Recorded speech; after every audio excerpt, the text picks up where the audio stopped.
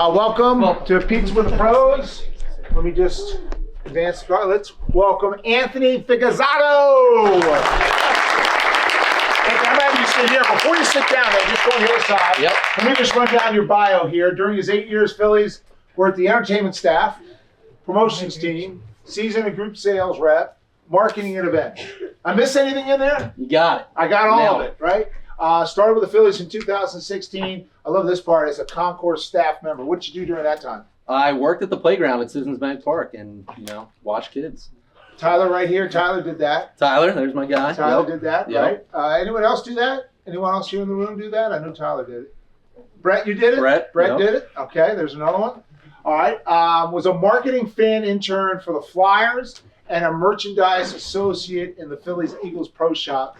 Basically, you work merchandise in the Eagles Pro Shop. Right? Correct. You're selling Eagles merch. Doing whatever you Not can, hard to do. but you put Philadelphia Eagles on your resume. That's exactly Right? it. Put Philadelphia Eagles on your resume, and then the Flyers. What was your number one team coming in?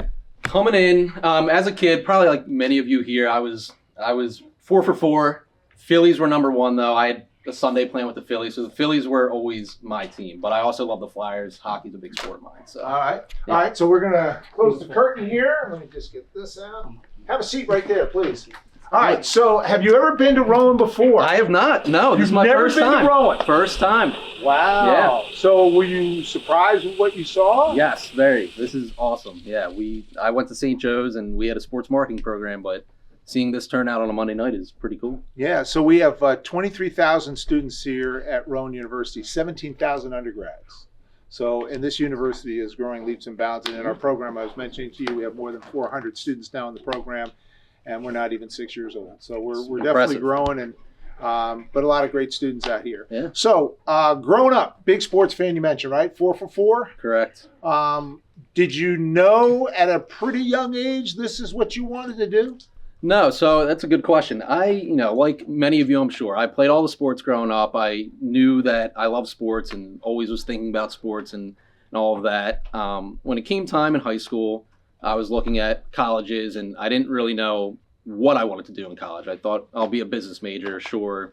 That's where I'll start.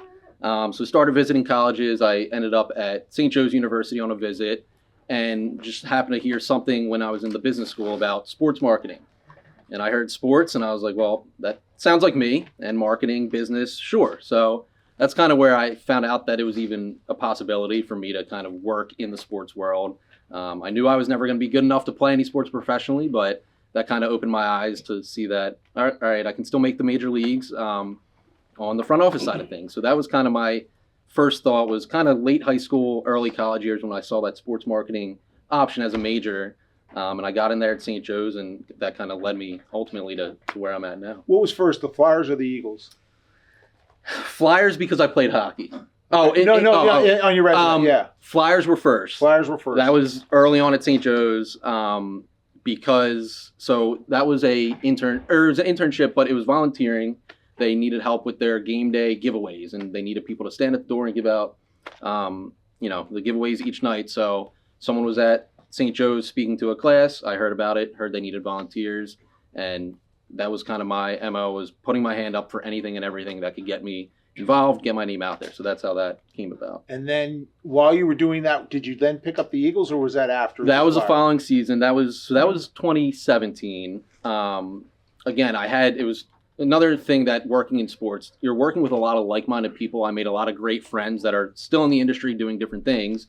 I made a friend while I was at the Phillies that was working with the Eagles. He said, hey, you should check this out. He was an usher at the time. He's like, hey, I didn't know they're opening applications this week. Check it out.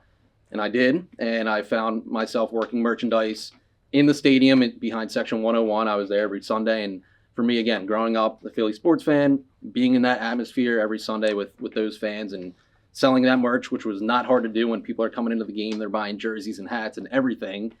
So yeah, that was a great experience as well. All right. So you saw his resume, got a little bit more about Anthony. So let's open it up to questions. Who would like to go first?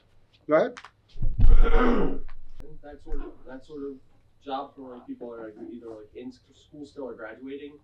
Like, what advice can you give to somebody who's like obviously not a sports cam major, like very much like doesn't like study sports particularly, looking for jobs with sports team? Sure. Yeah, no, that's a very good question.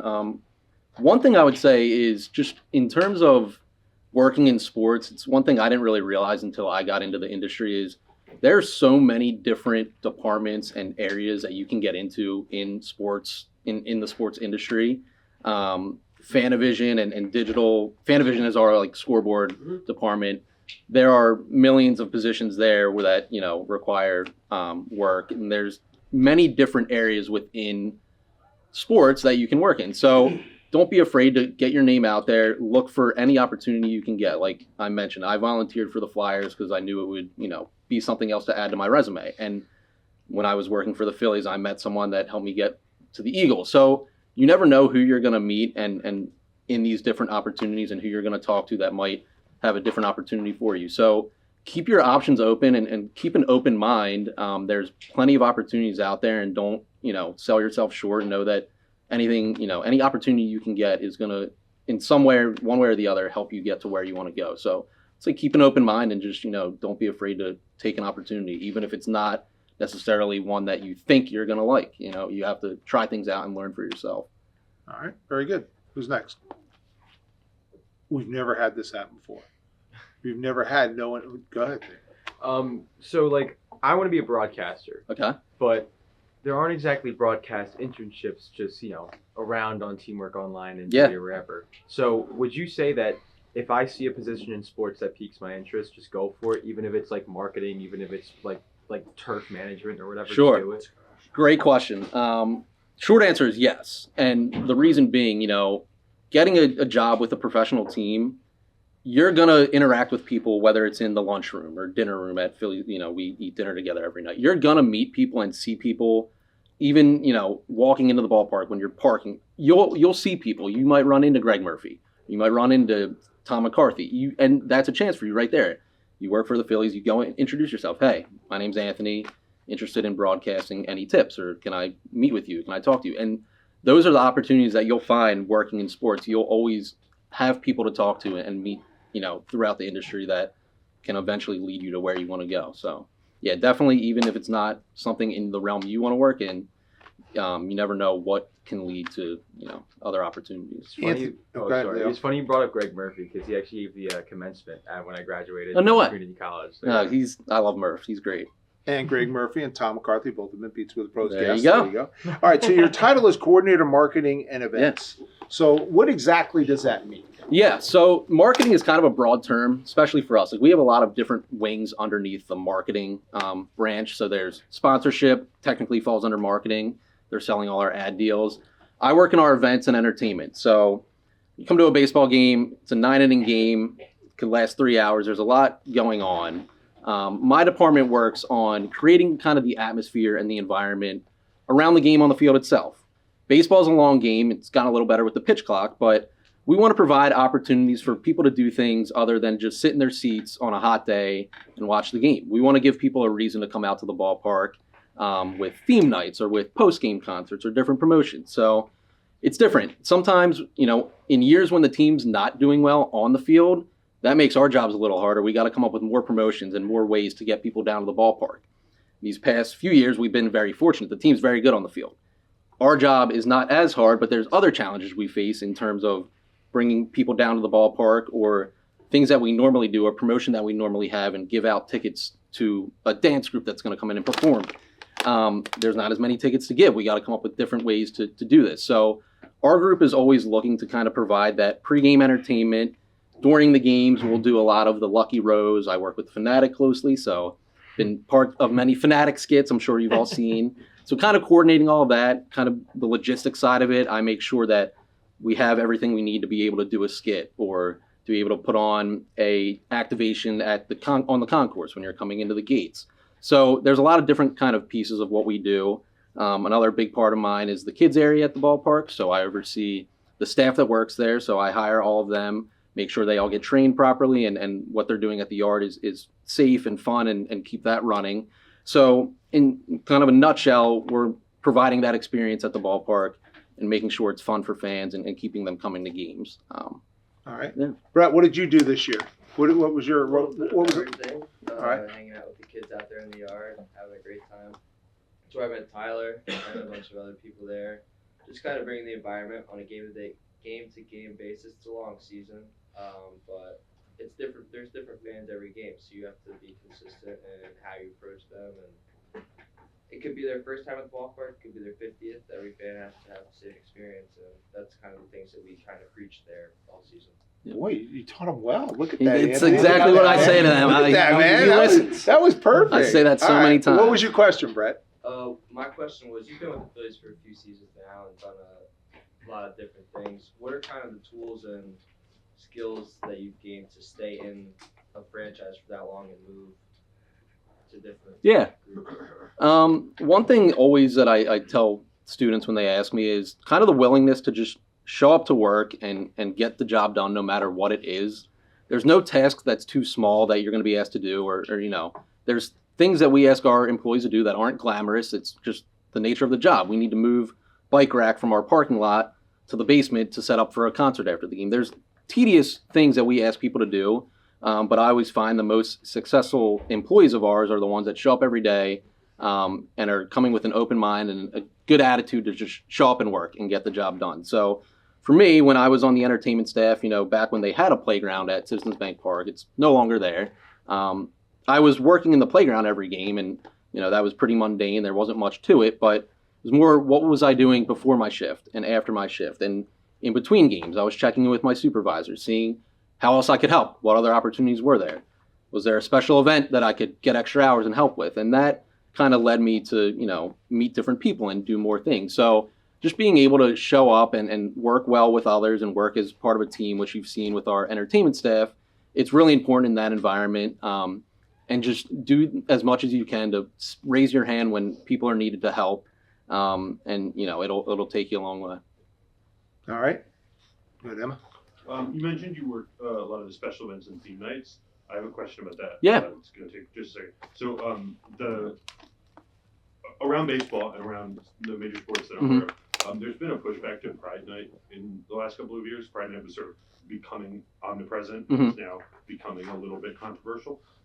Is that something that you have particular thoughts about? How do you make sure that queer people who are deeply underrepresented in sports remain welcome in the front office and in other off-field spaces? Sure. Yeah. No. It's been a theme night of ours for a number of years now, and we're still fully behind it. One of our big things in the past, I know at least this year and last year, we had Giant, who's one of our big sponsors.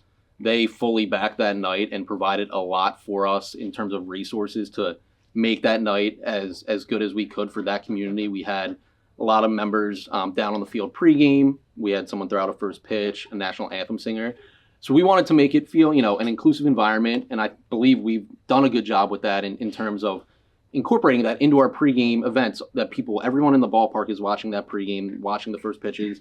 People were down there from the community that were involved with that. So, we've kind of made it important for us to keep that inclusive environment there at the Phillies, and we've done that with Giant as a sponsor the past couple of years. When you guys do these events for whatever group it is, you could have, don't you have like a Latino night as well? Yep, Latino night, like that, Italian, right? Like all these different German, nights. Like how yep. do you how does that take me through the mindset of like, okay, we're going to do that one here, this one here. Like how do you break it out? Yeah, that's a good question. It's a puzzle. And this is the time of year that we're kind of working on that puzzle. And a lot of people ask, what do you do in the off season when there's no baseball?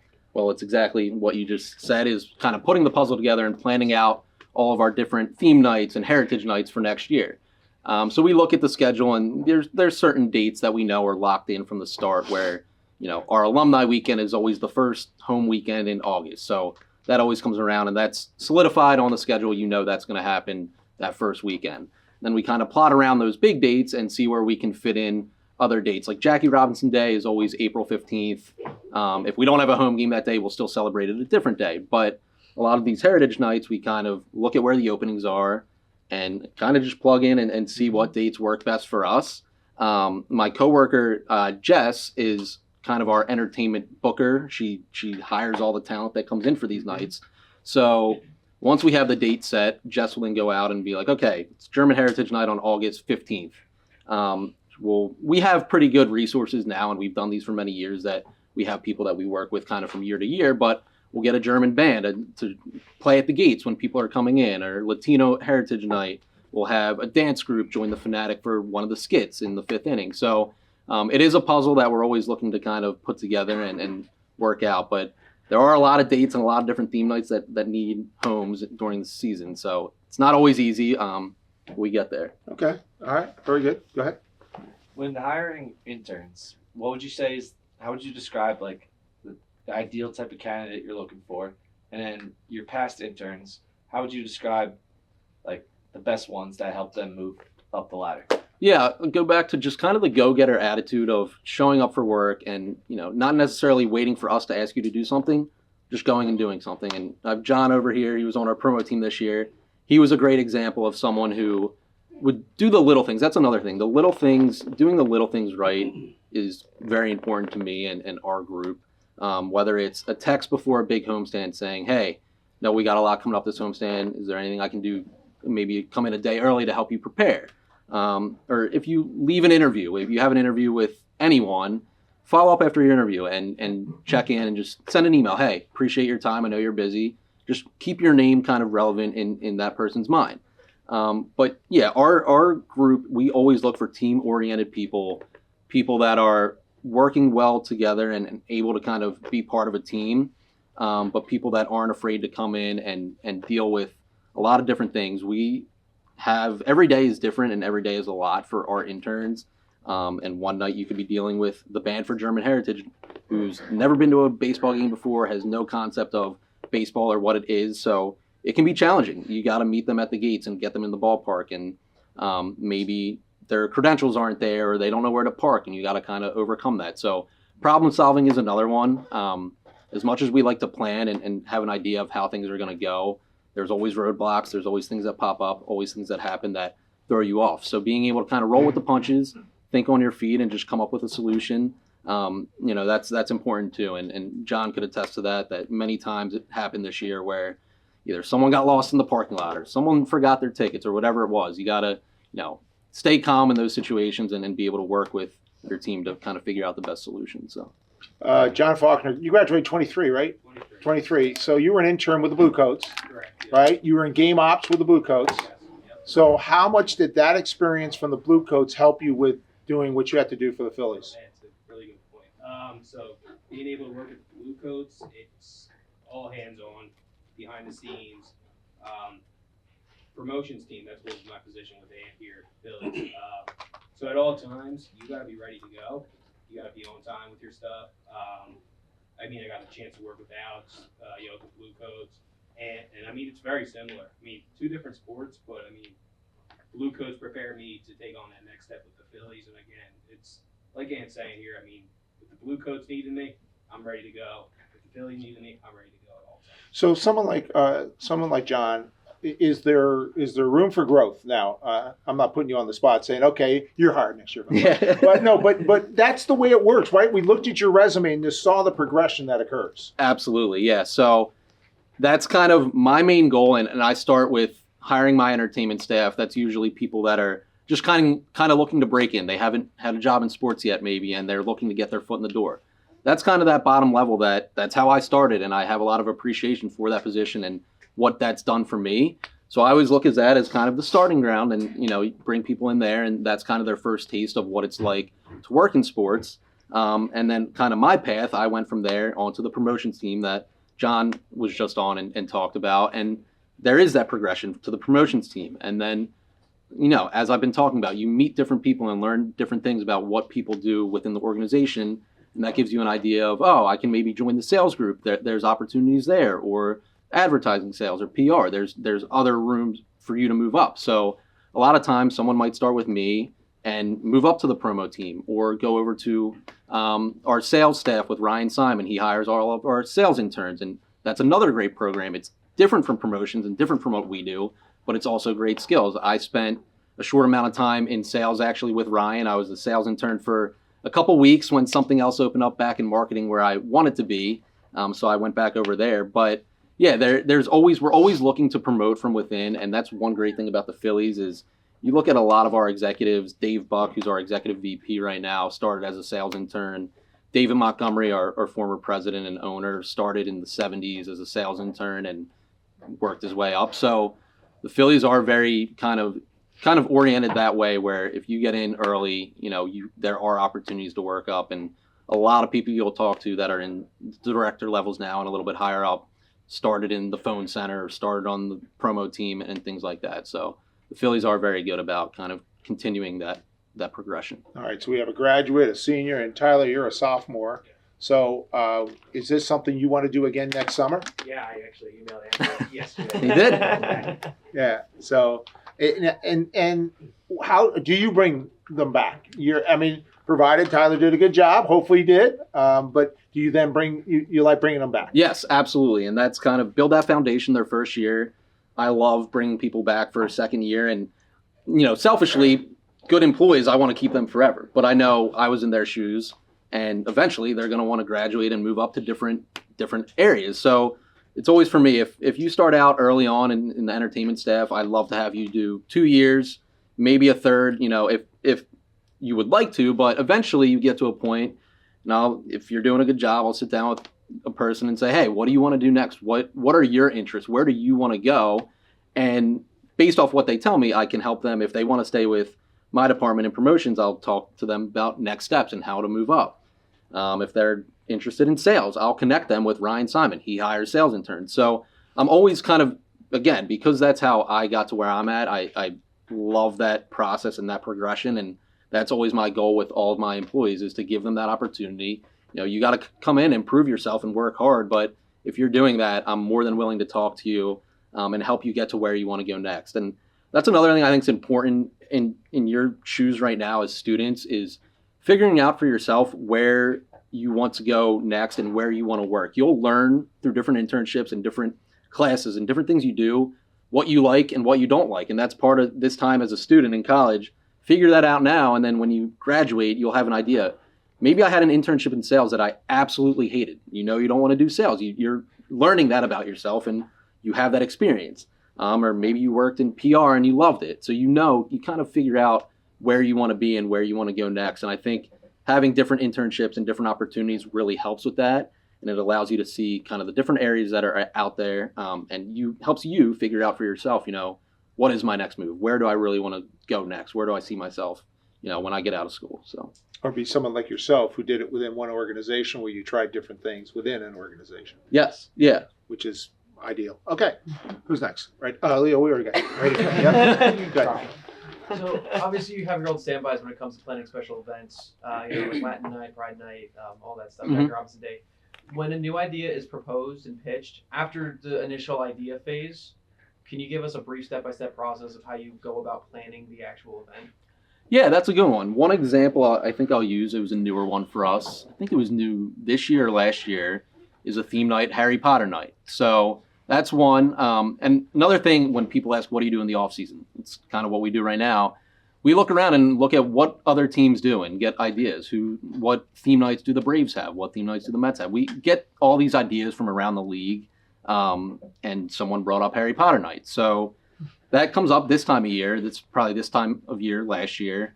And gets thrown out there, and we have a theme night committee. So there's a group that meets every 2 weeks and comes together and talks about our theme nights. And that idea is out there. And once we decide, we want to do this, there's, like you said, a couple of steps you take to kind of put it in action. One of them, especially with Harry Potter, Star Wars is another big one, is to get the licensing rights to be able to actually officially have that night. So that's really important before you can really do anything. But once that's taken care of, sales is a big part of that. They'll then launch kind of the sales page for the night, and we'll get it out there to our fans, so you can see on our theme nights page what we have going on. So sales will create a special ticket link and make people aware of what's going on and that we're having a Harry Potter night. And then that's kind of when it comes to my group in events and entertainment and carrying out the actual night. We'll look at what can we do for Harry Potter night to give Harry Potter fans a fun experience. This year, actually really cool, we got a group there was a summer camp, that was a Harry Potter summer camp in Westchester, and they had a school of wizardry. So we reached out to them. One of our coworkers saw it and was like, hey, aren't we doing a Harry Potter night? I'm like, yeah, this would be awesome. So reach out to this group, and they were all in. They're like, yeah, we'd love to come make the night awesome. So we brought them in, and they did little clinics for kids and had different things going on that were Harry Potter themed. So a lot of that planning happens this time of year, like I said, but then once you get in season and you're a week or two out from the event is when the real kind of planning hits, you really get after it and make sure everyone's squared away with where they're supposed to be, when they're supposed to get to the ballpark. That's a lot of what I do, is sending a confirmation email. Hey, you're going to get here at 3 o'clock. You're going to park in lot P. You're going to enter here, and getting them to the building.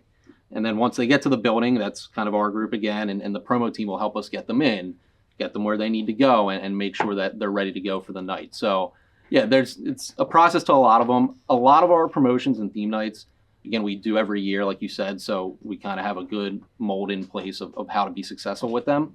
But we're always open to new ideas too. Thank you. All right, in the back. What's like a normal day to day for you? What advice would you have for you on your first day that's not like get involved or be active? Yeah, day to day. It's different depending on time of year, obviously. But during the season, our day to day is pretty wild. I will say, post-COVID, now that we're in more of a hybrid work environment, as most places are, it's gotten a little bit better. But when I was an intern in 2019 and pre-COVID, you were in at 9 a.m. on a game day. You were at the ballpark till 9 or 10 o'clock that night, whenever your last thing was done. So it was long 12-hour days, and you were doing a lot throughout the day. Now it's a little different where you have more flexibility. If you work late one night, maybe work the morning from home the next day and come in for the game or something like that.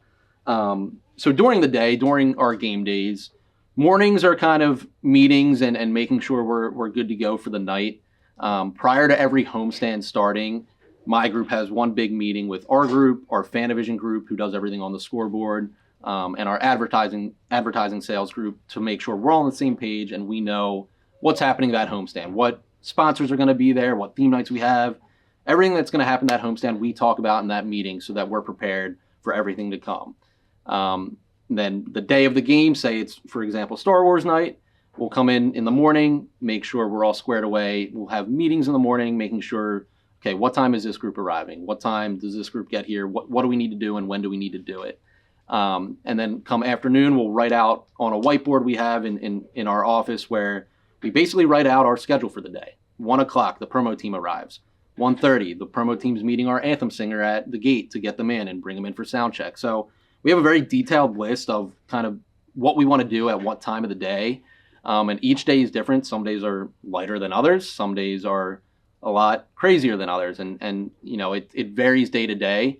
But that's a lot of our afternoon and hour before the game is prepping the concourse, making sure we're good to go for when gates open to fans. And then once gates are open, we shift and we help out with the pregame ceremonies on the field every night. So once the gates are open, everything like that is happening. We then we meet as a group to go through the script for the night. So Dan Baker has a script that he reads every night that comes from our department, and we're there executing what's going on the field. So we're making sure our first pitch thrower got to the field and giving instructions to them on what they need to do, where they need to go, when to walk out, when to throw the ball. All those things. We're working with the anthem singers, the sponsors, if they're getting recognized on the field. So that's a lot of our kind of pregame. And then during the game, we also have different things going on where it's, whether it's Lucky Roads, Fanatic Skits, all those different things. All of us are kind of involved in one way or another in making that happen. And most nights we're going until the end of the 7th inning, some nights later. So it's a long day, but it's a lot of fun. It's always something new going on. Chris Winkler, one of our professors, is director for Fanavision for many games. Okay. Do you provide the rundown or a script or whatever for Chris so that they know how to produce it for Fanavision? Yes. So we provide a script every night, and it starts with gates opening. That's kind of the first line item on the script. And a lot of that, if you see as you go to the ballpark for games, a lot of the gates opening until our actual pregame program starts is commercials that we show up on Fanavision, whether it's an MLB commercial that we're required to show or a sponsor that has something going on that they're, that we're required to show for them. So that's kind of in the script in the beginning. And then when we get to what we call our pregame ceremonies, that's when Dan Baker welcomes everyone to the ballpark, reads the matchup for the night. that's kind of that's our bread and butter. That welcome till first pitch is when we're doing most of our work. So everything is down to the second pretty much on that script. At 6:23 and 30 seconds, Dan Baker's going to welcome everyone to the ballpark. And then at 6:24, we're going to have our first pitch. And it really is down to the second. It's very tedious, but it's something with time as you do it. You get to learn, a first pitch usually takes a minute. The anthem is 2 minutes and 30 seconds, and you time all of that stuff out. But yeah, we script all of that all the way until the team takes the field, which they never seem to take the field on time when we want them to. That's a running thing, but the team takes the field for a 6:40 game. They're supposed to take the field at 6:38 and 30 seconds. It's usually 6:41. And then there's also a script for in-game as well. So we know at the end of the third inning, we're going to have a hometown hero where we bring them out onto the field and recognize them. So we'll have that in the script. We'll have what inning it's going to happen, the person's name, and then info about that person. Or every night at the end of the seventh inning, the Fanatic does a dance on the dugout. Happens every night, but it's still in the script. So all of those things are scripted, throughout the night, from gates opening until the end of the game. If you hear Scott Fransky and Larry Anderson about the start time, that's a big running joke. That's a very big running joke. It is. Yes. That the game is never starting on time. Right on time. You had a question, go ahead. Say a game gets postponed or delayed, what do you do about the events? Ooh, good question. That's very good. That's our nightmare. And it's actually happened, I think, the last 2 opening days.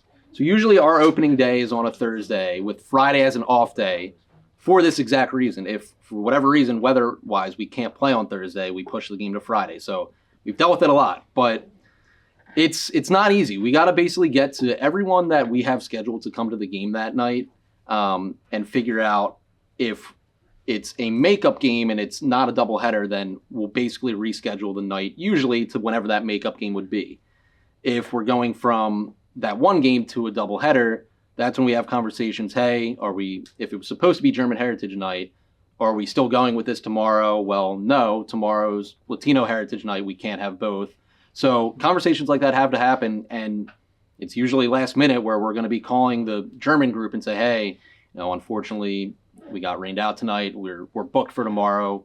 We can't make it up this year, but we'll try again next year. So it happens where it's not easy to always deal with that, but it's a lot of kind of changing on the fly, figuring out if you had an anthem booked for today, but we don't have a game today because of the rain, is that person available tomorrow? If not, you better have someone on speed dial that can get out to the game tomorrow. So that's always a nightmare for us, but we always seem to figure it out. How much backup stuff do you have for like rain delays that go on for like hours and hours and hours? In terms of like programming? Yeah, Fanavision has a lot. My favorite one is there's a long video of Fanatic clips in movies where he inserts himself into different movie scenes and they play that. So there's a lot of that. Sometimes if we're lucky, there's another NL East rival that's playing a game and we can show that on the big board. But yeah, there's a lot that the Fanavision group works on for those situations. I don't think they've ever run out of content to show, but they're always working on something. Where are you going to take this for your career? We had in-game presentation for the National Hockey League, Vice President in-game presentation. He's a Rome grad. He was here a couple years, few years ago. Awesome. So, do you want to go in more game presentation type things? Where do you want to take your career? Yeah, I mean, as of right now, I like where I'm at and I like the work I'm doing. So I do see myself in the game presentation realm. That's kind of what our group is now. I ask myself that too, and I don't always have an answer. Right now I like what I'm doing. In 5 years, I might want to switch it up and do something different. But ultimately, I see myself with the Phillies one way or another on the marketing wing and the marketing side of things. I enjoy the people I work with and, the feeling of putting on a good show or having a good promotion and things like that is something that I love. So working somewhere in that realm and long term is my goal right now, and that's where I see myself from now. Okay, very cool. Ready? How does your job differ from the regular season to the playoffs? Yeah, that's job change regular season to playoffs. That's a good one too. Playoffs are very difficult. This year was a little different, although we didn't get to really experience it as much, unfortunately. But playoffs it's very short turnarounds in terms of game days and game times. There'd be times last year when you're not the number one seed with home field advantage, and you don't necessarily know when you're going to play. If this team loses tonight, then you're going to play at 4:00 tomorrow. If this team wins tonight, you're going to play at 8:00 tomorrow. So there's so many different scenarios during that time that you have to kind of deal with, and a lot of our meetings for postseason, we get in a room and we talk about scenario A, scenario B, and scenario C. There's so many different potential options, and we kind of come up with a plan for all of them. So that's kind of the biggest difference, I would say, is just not knowing the schedule really, that and when you're going to play is very difficult. For anthem singers, for honor guards, everything we do, trying to book someone for an anthem, but you don't know when that's going to be, it's not always easy. So that's a big change for us in the postseason. And another thing too is it's a lot more pure baseball in the postseason. We're not doing as many crazy skits or different things like that during postseason baseball. You might see us do a lot of our postseason skits or fanatic appearances are with celebrities. Like we had Jason Kelsey 2 years ago who came out to do a crowd pump, and that's kind of the extent of that. We're not going to do any weird, wacky skits during the postseason because it's kind of obviously much more focused on the game and what's going on the field. But yeah, it's just a shorter, time period to do things really in the postseason. It's tough. You ever watch the game? I do. It's hard, but I do. From where? So we're lucky enough at the Phillies. We have a front office suite that's for the front office. So on nights when I get a chance, I will go down there. I still love to sit down and watch baseball, even though I'm around it 24/7. I still have a love for the game. So when I get a chance, I do. It's not frequent, but I do. All right. Sam, you had a question. Go ahead. Yeah, I know this is not for a while now, but looking at 2026 MLB All-Star Game, have you guys started preparing for that? So Yeah. I know it's not for a while now, and you might think that's a crazy question to ask, but planning has been going on for a while. One big thing for my group this year, we went down to Texas. The All-Star Game this year was at the Rangers Stadium at Globe Life Field. And for us this year, knowing that we're still 2 years out, we still got time to plan. It was much more of just a scouting trip, seeing what they're doing, seeing, now with All-Star Week, you host the MLB Draft. They had it at a really cool venue down there. So we went and saw that. We think about where in Philadelphia can we do this, and how can we compare to what they have? So yes, those preparations are happening, and meetings have been happening for a while now. So getting to see what they did in Texas was really helpful in terms of seeing everything that goes with All-Star Week and thinking about what can we do in Philadelphia. It'll be the same this year. We're going to go to Atlanta. We're going to see what they're doing. And this year, a lot more stuff will get finalized between now and this All-Star Game that we're going to finalize for 2026. And Atlanta is going to be more of a kind of nitty-gritty, seeing the little things that are happening on the field and really preparing for all of the events that are happening that week. It's a long week. So yeah, those meetings are happening, and we are definitely looking ahead to kind of what that's going to bring for us. How much does Major League Baseball run things, and how much do the Phillies part of that conversation? Major League Baseball is running the show. We are there to kind of supplement. So they have, their own director of game presentation who comes in and runs the show, but our director of game presentation is right there with them. And Major League Baseball is good about kind of adapting to your environment and your game presentation and your style and your feel of your ballpark. They're not going to come in and tell you to do something one way because that's how they do it. They're going to come in and they're collaborative. It's a collaborative effort where they have ideas, but we might say, hey, in Philadelphia, we don't really do that or do things that way. Can we adjust? So it's a good give and take in terms of they're technically running the show. It's an MLB event, but we have heavy influence on everything that's going on. And similar with postseason too, and that's another point there is up until the World Series, the Phillies are running the show. Once you made it to the World Series, we found out in 2022 it was a lot different. It was cool, but Fox is running the show. They are running that pregame. They got to hit their times. They got to make sure the anthem is at a very specific time so that when they come back from commercial break, the anthem is starting. So it's different to see in that realm where, Fox was running the show and we were kind of just there doing what they were telling us to do. But yeah, it's a cool kind of give and take there. Okay. All right. let's go right here first. Yeah. So, what do you do when the Phillies go on the road? Good question. We are pretty much right away preparing for that next homestand. And sometimes, it might be like Alumni Weekend is an example I'll use because that's always a big one for us where we have a lot going on. Those meetings will start in April, May, and June when it doesn't happen until August. So we'll always have meetings throughout, especially when the team's on the road. That's always a good time for us all to get in a room together where we don't have to worry about what's going on at the ballpark and just talk about what's coming up, what's on the docket next week and for the next set of games.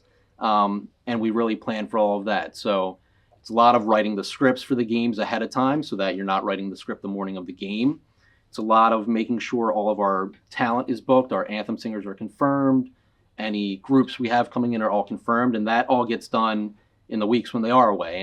And it's a lot of work when the team is on the road too. You're still coming in the office, you're still getting things done and preparing for what's next. So there's usually always something going on, something to prepare for. You rarely get downtime during the season. All right, let's go ahead. Why did you get rid of Dollar Dog Night? Thank you for asking that. It was not my decision, I'll say that. The question was, why did they get rid of Dollar Dog Night? Whose decision was it? Whose decision was it? Tell us the exact person. No, I can't do that. More so, you all probably saw what happened with the Dollar Dog Night. I believe it was in 2023, I guess. It just got out of hand. Lines were insane. It was really hard to kind of keep up with the amount of people that were getting in line. People are waiting hours for hot dogs. And long story short, it became just not a family-friendly promotion that we wanted it to be. It wasn't. When the promotion first started, it was to get people in the ballpark. We weren't selling tickets, and we really needed to do something to get people down, and it worked great. Obviously, the situation's different now. The team's good. We got a lot of people here. So it was really just the environment that we expect at our ballpark for a family environment was not happening on those nights, and we needed to kind of dial it back a little bit just to make sure we were kind of welcoming to everyone and providing that family-friendly environment. Will it ever come back? It's hard to say. I would say maybe when the team eventually is on a downturn and we're looking to sell tickets again, it's a possibility. All right. They don't want the team to do poorly, so they can wait. They can wait. You can wait. Someone else had a question over here? Yeah, go ahead. In the off season, what does your job entail? Like your day to day? Off season, in case they can't hear. Off season, what's your day to day? Right now, so I kind of mentioned where I oversee our staff that works at the yard and our kids areas as well as our promo team. A lot of our time right now is looking for our next promo team and next entertainment staff. So a lot of reading resumes, reaching out to students and doing interviews. So that's one of my big things, especially November, December. We kind of look to get that all squared away and taken care of by, the holiday break. Coming into January, we'll do some finishing touches, but that's one of my main things in day to day. And then again, preparing for bigger things that are happening next year. And a good example today, I was, didn't have much going on, but I was doing some research on Atlanta and what they're doing for their All-Star game. So one thing for us, so as soon as the All-Star game this year is over, some point in late July, we'll then reveal the 2026 All-Star game logo. And it's a big thing. I was watching a video on what the Braves did this past July, and they had all of the All-Stars you can name from the Braves organization were there that night.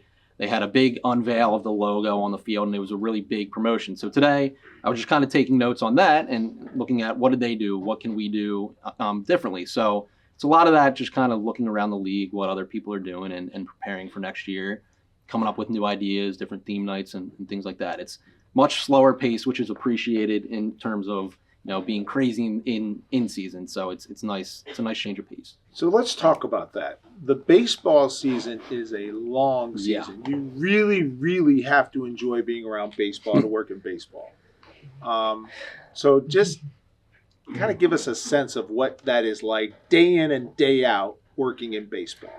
Yeah, it's not always easy. Like I said, when you're there until 9, 10 o'clock at night and you got to come back for a 1:30 game the next day, there's not a lot of sleep and it's tough. But at the end of the day, what always brings me back is just kind of knowing that the experience you get to be a part of, you're showing up to Citizens Bank Park as your office, and there's different fans coming in each day.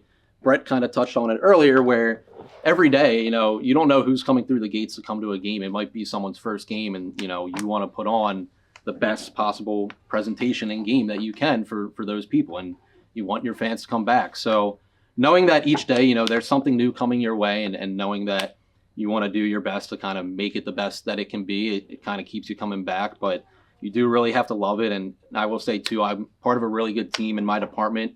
I'm very close with all of my coworkers, and that helps a lot. We're very tight in work, but we're friendly outside of work too. So that helps, kind of having that camaraderie and that team feel is something my department's good with, but it's also something the Phillies as a whole are awesome with. It's a very family-friendly environment.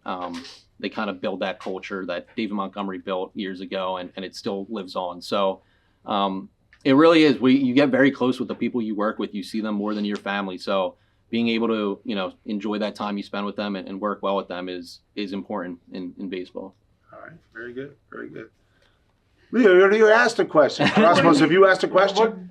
Well, I'm very Let's hear curious it. about this. All right, So go when ahead. you I'll bring get you. in a big celebrity, whether it's for a first pitch or if you're getting Brian Dawkins to not sing the Take Me Out to the Ball that on- one hurt. I was there for that one. Yeah, but whatever it is, like how do you guys plan that? Do you reach out to these guys, or do they like come to you in a sense, like, hey, Yeah. Phillies would love to do something? Yeah, a little bit of both. Some people Really? come to us, and some we kind of plan and reach out to. So Brian Dawkins was actually, that's a good example. He was speaking on a panel prior to the game that night.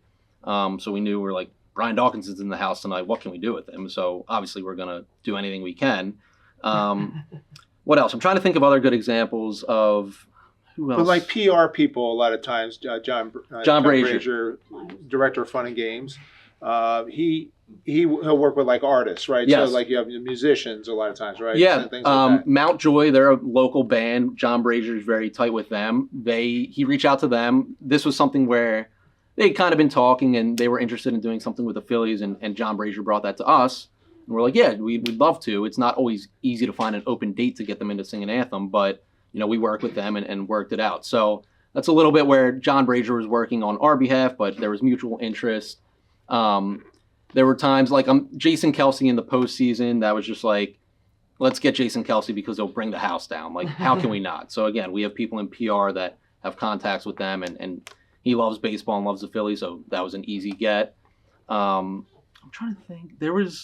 We had the cast of Boy Meets World was in town. They had a show at I think it was at the Man or somewhere in the city, and one way or another we got in touch with them, and they came out to throw a first pitch and do like a little pregame meet and greet. So some things come to us, but some are also we're going out to people too. All right, Leo, go ahead. What's your question? All right.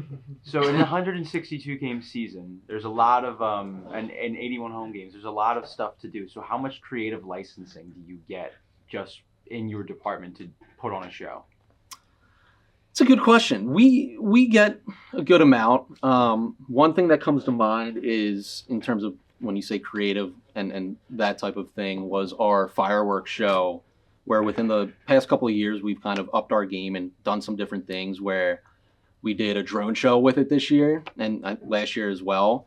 So that was something where a member of our Fanavision group saw that and was like, drone show is awesome. Like, we got to do that.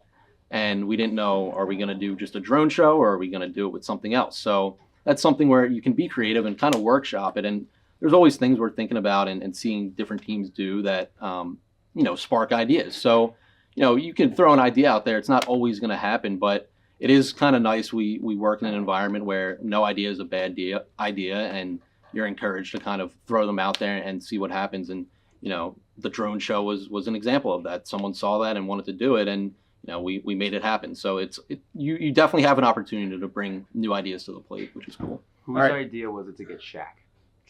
Ooh. Oh, man. Post-game concerts are right in my wheelhouse. So that's my department, and I help a lot with them. We work with a company that comes in and builds a stage and helps us get artists. And each year, this time of year, we're talking about who can we get for next year. Shaq was on his radar because apparently he's a DJ now, and he I loves believe it. that. He loves it. He came off the field from that show at Citizens Bank Park and was like loving it. And was like, when can I do it again? So he did one. I think he went to the Guardians this year and did one, and the White Sox. So Shaq, he loves it. So that was that came to us again. We would have had no idea, but the company we work with was like, Shaq's pretty big right now. Like, you should check it out, and it was a hit. So That's great. Follow All up right. to that, did you need to get new turntables after he was done with thankfully he brought his own, so it was all his equipment that because helps. we probably would have. Yeah. custom turntables? Yeah. That's awesome. How many of you would like to be an intern for the Phillies? Damn. There a you lot go, of people. Anthony. There you go. They're right here. Line them up. Let's just line them up. We'll sign them up today. All right. So before we wrap it up, I want Anthony to describe.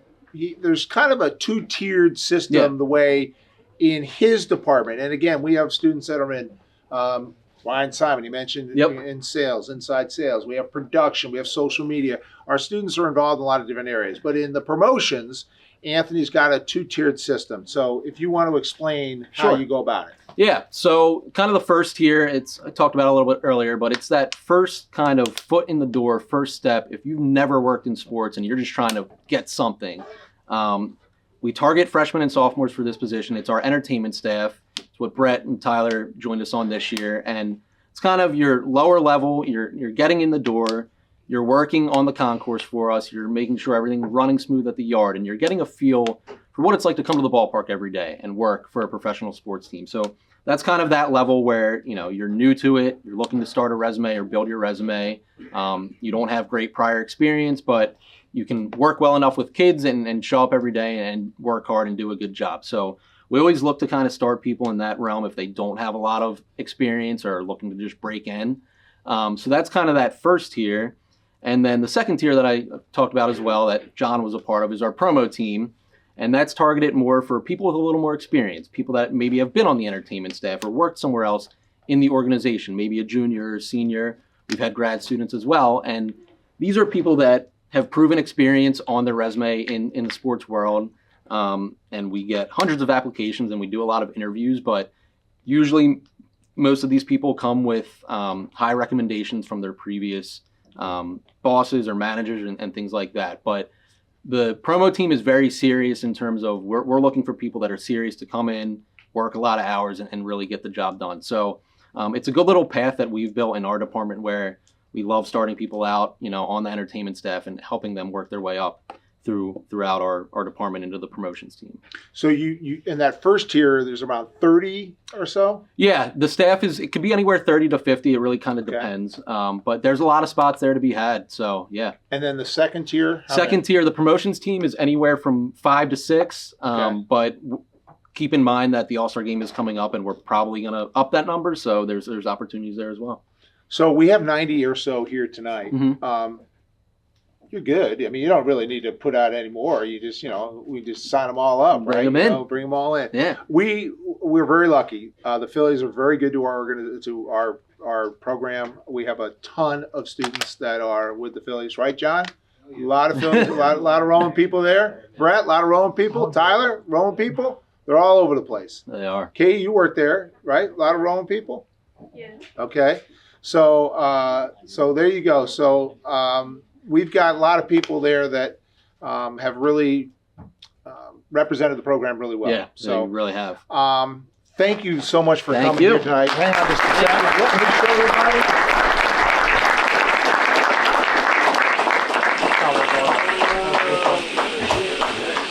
That was a good question. So next I didn't week, think of that. That was smart. next week here at Pizza with the Pros. Now we know. Next They just need week, to Pizza with the sing Pros will be this guy, Michael Barkan. How many of you are Michael Barkan fans? All right. So Michael will be here next week. Should be a lot of fun. 6 o'clock is the start time. If for those of you from the New York market, he is he's the longest tenured on-air personality here for a long period of time. We were colleagues together for 19 years, so I've known Mike a long time. We've been talking about him coming here for a while, so we're glad that he can finally fit in his schedule to be here. So that'll be next Monday night. Anthony will be here. You talk to him. Get a job. Get an internship. Let's go. Thank you, guys. Thank you, Anthony.